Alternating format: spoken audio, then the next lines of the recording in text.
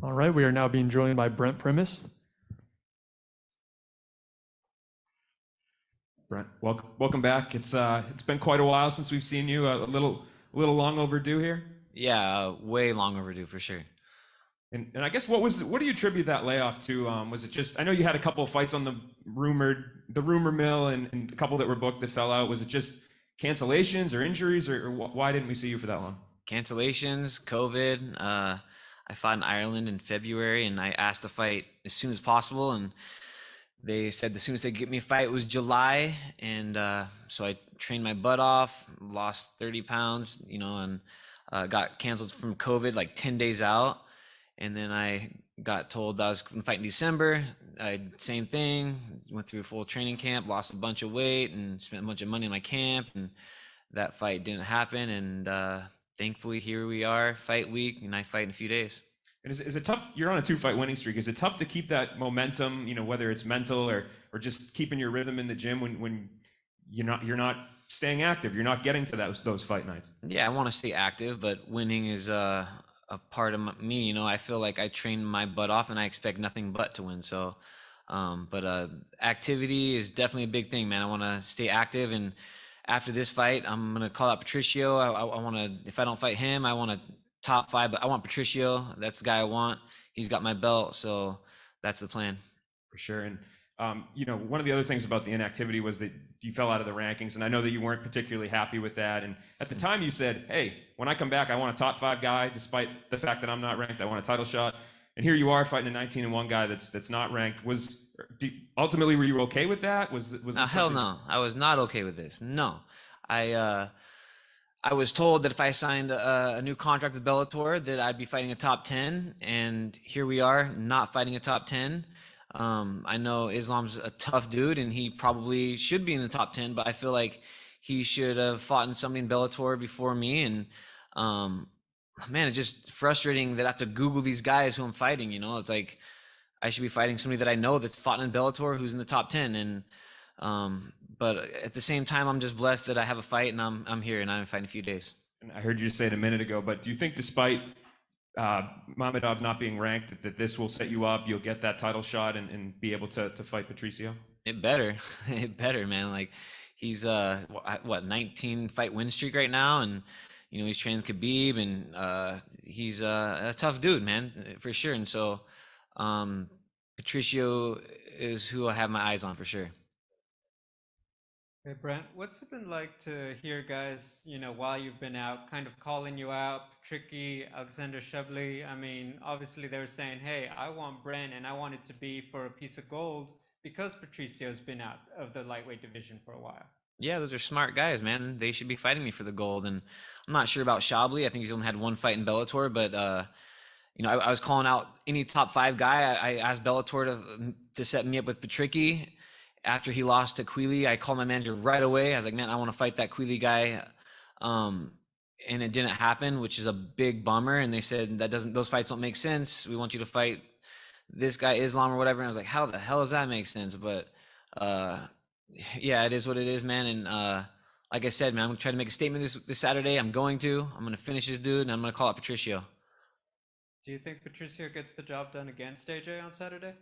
I really hope so. I just did an interview, and they said that if AJ beats Patricio, that they might fight at 155 for the 155 strap, do a rematch. Like, what? Oh man, it's so frustrating. I think the belt has already been held up too long, and it's just frustrating that better not happen. So I'm definitely rooting for Patricio.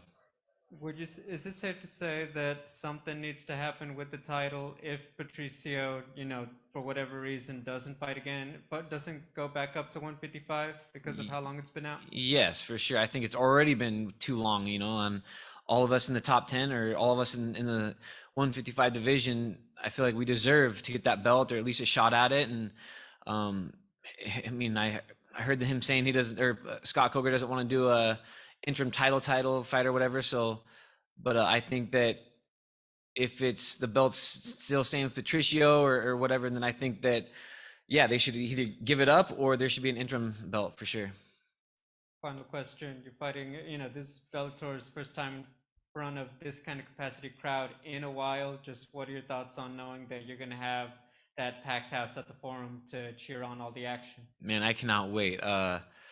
As bad as I wanted to fight and stay active, you know, in the whole COVID thing in Connecticut, there's nothing like fighting in front of fans and the crowd, the energy. So I'm pumped, man. And I've never fought in the Forum, but I heard it's a crazy event. It's loud and a lot of energy there, and I'm excited. It's gonna be awesome.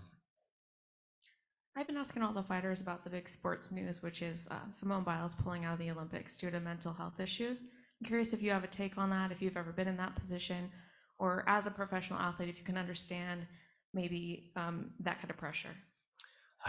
Man, I can see it going both ways. Like, I'm a mental case myself, man. I'm always, you know, doubting myself, doing things mentally, and I feel like she has such a big opportunity. She was literally picked, you know, out of a lot of people to represent the United States, and it's a big bummer. You know, I don't know what's going on in her head, but I feel like she should have pulled through, manned up, and got a mental coach, did whatever she could, and done that, because there's thousands of people that would have loved to be in her place. So, but yeah, I think she had it's a hard thing for sure, you know. But for me, I just feel like, man up and go out there and perform and for our country, you know. So, but it is what it is. With all that's happened over the past year with fighting, things falling out, how do you maintain your focus and stay hungry? Man, I think just, you know, it helps having a family, having kids, and knowing that I need to put money in the bank and put food on the table. And but at the same time, like, I've had a crazy life, and you know, I've had people doubt me, people kind of like father figures tell me, you know, I'm gonna work at McDonald's my whole life, I'm a loser, all this stuff. And you know, I got kicked out of my house when I was 13, and did some crazy things, and ever since then I just kind of wanted to prove him and everybody wrong, and make something of myself. And there's no quitting me. I literally train harder than anybody that I know, and I don't think there's anybody in Bellator, in the lightweight division or Bellator period, that trains as hard as me and can go places mentally like I can. Man, Brent, kicked out of your house at 13, worked at McDonald's. No, I did not work at McDonald's. My stepdad told me I was going to work at McDonald's, and when I got kicked out, I literally filled out so many applications, and I sent them into everywhere I could besides McDonald's. And I was too young to get a job. I was 13, so I started picking berries on the farms, and really couldn't make much money doing that. And found some hippie dude who started fronting me marijuana, and I started slinging the best marijuana in Oregon when I was super young. Had my own house when I was 14 years old. Had my own house, and it was crazy, man. A lot of crazy stories. Well, good thing it's legal now. Yeah, thank God. And then you got your black belt under Megaton, right? Yeah. Is that how you're going to stop the armbar? I mean, this guy's got like 7 armbars. I think his last fight was a knee bar. How do you shut that down? Oh man, I really am not worried about getting submitted. I feel my ground game is, man, it's awesome. So I'm not really worried about that. I think he needs to be worried about getting armbarred by me. So kicked out of the house at 13, but look at you now. You're in LA, first time back, full capacity crowd, $1 million fight, championship fight. Is this your breakout time? Is this your moment? Yeah, man, I think every fight is your biggest fight at the time, you know. But I feel like I need to make a statement and go out there and finish this guy so I can, you know, get that title shot. Brent, I know you mentioned the fact that you wanted to fight a top 5 guy, but obviously, you know, Islam is coming in here with an 18 fight winning streak. So how do you prepare for a guy like that that's coming in with, you know, all that motivation? Just keep my head focused and rely on my coaches and listen to them and train my butt off, which I have been doing. And I feel great. My weight is good. And I feel great. I really do not see myself, I see myself finishing this guy for sure. Thank you. All right, Brent, thanks for the time. Good luck on Saturday. Thank you, guys.